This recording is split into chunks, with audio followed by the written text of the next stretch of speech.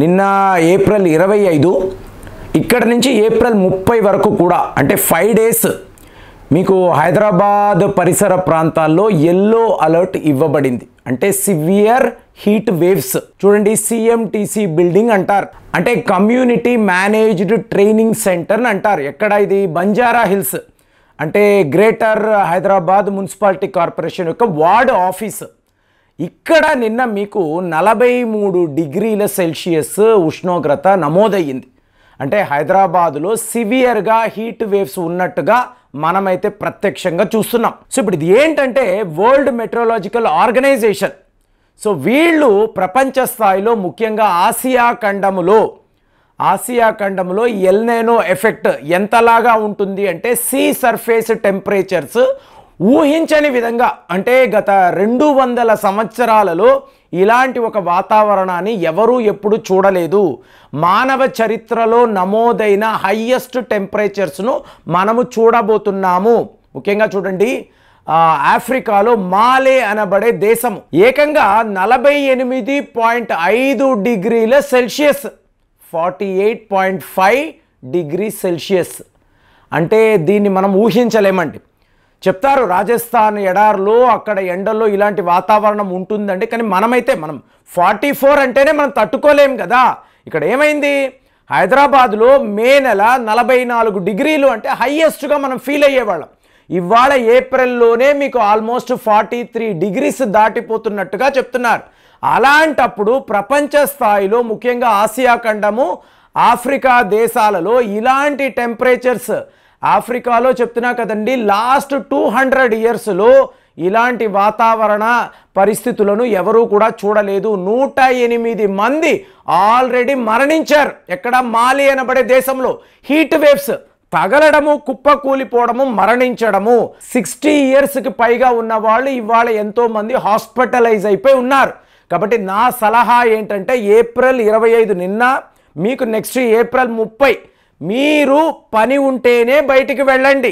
ఈ 12 గంటల నుంచి సాయంత్రం 4 గంటల వరకు కూడా మీకేమైనా వర్క్స్ లేవు అంటే ఇళ్లలోనే ఉండండి, ఆఫీసుల్లోనే ఉండండి. 4 తరువాత బయటికి వెళ్ళే ప్రయత్నాలు చేయండి. ఎందుకంటే ఈ 5 డేస్ కూడా సివియర్గా మీకు టెంపరేచర్ ఉంటుందండి, విపరీతమైన హీట్ వేవ్స్ ఉంటాయి. కాబట్టి పిల్లల్ని తీసుకొని ఇక్కడ తిరుగుదాము, అక్కడ తిరుగుదాము, బైకుల్లో వెళదాము, నడుచుకుంటూ వెళదాము, సరదాగా మనము షికారుకు వెళదాము, ఇలాంటి ఆలోచనలు పెట్టుకోకండి. ఇప్పుడు ఇది ఎలా ఉందంటే మీకు ఇంతలాంటి టెంపరేచర్, ఇప్పుడు చూడండి నల్గొండ అంటాం, నల్గొండ, ఖమ్మం, మీకు ఇక్కడ వీళ్ళు ఎల్లో అలర్ట్ ఇచ్చారు. మీకు ఇక్కడ నిడమనూరు అనబడే ఒక ఊరు, ఈ నిడమనూరు దగ్గర 45 డిగ్రీస్ రికార్డ్ అయిందండి నిన్నటికి నిన్న. 45 డిగ్రీస్ అంటే జస్ట్ ఇమాజిన్ ఎలా ఉంటుంది, ఊహకే అందదు. ఇది ఇప్పుడే ఏప్రిల్లోనే. అలాగే నేలకొండపల్లి అంటారు, నల్గొండ ఖమ్మం దగ్గర. ఈ నేలకొండపల్లి దగ్గర కూడా 45 డిగ్రీస్ అంటే ప్రస్తుతము హైయెస్ట్. హైదరాబాద్లో 43 అంటున్నాం, అక్కడ ఏకంగా 2 డిగ్రీలు పెరిగి 45లో ఉంది. ఇంకొక ఊరు, ఇప్పుడు చూడండి మనం ఎప్పుడు మాట్లాడుతూ ఉంటాం, భద్రాద్రి కొత్తగూడెం, ఇక్కడే ఎప్పుడు కూడా హైయెస్ట్ లెవెల్లో మనకు టెంపరేచర్ నమోదవుతూ ఉంటుంది. ఆల్రెడీ యనమబైలు అంటారు, ఇక్కడ 44.9 అంటే ఆల్మోస్ట్ 45 దాకా కూడా వచ్చేయడంతో తెలంగాణలో కొన్ని ప్రాంతాల్లో వీళ్ళు ఎల్లో అలర్ట్ అనేది ఇచ్చారు. ఆరెంజ్ అలర్ట్ కూడా ఆల్రెడీ మీకు ఉందండి. ఇక్కడ ప్రాబ్లం ఏంటో చెప్పమంటారా? సివియర్ హీట్ వేవ్స్ అని మనం మాట్లాడుతున్నాం, కానీ మీరు ఊహించని విధంగా వడగళ్లవాన, థండర్ స్ట్రోమ్స్, విపరీతమైన గాల్పులు. ఈ గాల్పులు ఎంత వేడిగా ఉంటాయంటే తగిలిన తరువాత కొంతమంది కుప్పకూలిపోతారు. అలాంటి పరిస్థితులు ఎంటైర్ ఆసియా ఖండములో, ఆఫ్రికా దేశాల్లో ఉన్నట్టుగా ఇవాళ వరల్డ్ మెట్రోలాజికల్ ఆర్గనైజేషన్ వాళ్ళు చెప్తున్నారు. అలాగే వరల్డ్ వెదర్ అట్రిబ్యూషన్ అని చెప్పి ఒక గ్రూప్ ఆఫ్ శాస్త్రవేత్తలు వీళ్ళేం మాట్లాడుతున్నారు, ఇది ఎల్నినో ఇయర్ అన్నాం. 2023లో ఎలాంటి పరిస్థితులు ఉన్నాయో దానికన్నా ఎక్కువ 2024 అంటే 2023లో ఎండలు అన్నాము, వర్షాలు అన్నాము, తుఫాను అన్నాము, గాల్పులు అన్నాము. 2024లో కూడా సరిగ్గా అలాంటి వెదర్ కండిషన్సే ఉన్నాయి. కానీ ప్రస్తుతం తేడా ఏమిటి అంటే మీకు లానీనా ఇయర్లోకి మారబోతుంది. అంటే మే నెలలో డ్రాస్టికల్ చేంజెస్. ఈ క్లైమేటిక్ కండిషన్స్లో ఎలాంటి తేడాలు ఉంటాయి అంటే మే నెల మీరు ఊహించని వర్షాలు, ముఖ్యంగా హైదరాబాద్ లాంటి నగరములో ఎవరు ఊహించని వర్షాలు పడవచ్చు అని చెప్పి ఇవాళ ప్రిడిక్షన్స్. ఎండలు విపరీతంగా ఉండడంతో ఉపరితలంలోకి వెళ్ళాక ఒక్కసారిగా ఎంటైర్ మీకు ఆ క్లౌడ్ సిస్టమ్ అనేది కూల్ ఆఫ్ అయిపోయి సముద్రంలో ఆ సర్ఫేస్ టెంపరేచర్ కూడా ఒక్కసారి పడిపోయి చాలా పెద్ద లెవెల్లో తుఫాన్లు, వరదలు, వర్షాలు ఉంటాయి. ఆల్రెడీ 2023లో చూసాము. చెన్నై లాంటి మహానగరాల్లో ఇదే జరిగింది. ఎండలు ఎక్కువే, వర్షాలు ఎక్కువే. దీని ఇంపాక్ట్ నెల్లూరు అనండి, ఒంగోలు అనండి, ఇలాంటి ప్రాంతాల్లో చూసాం.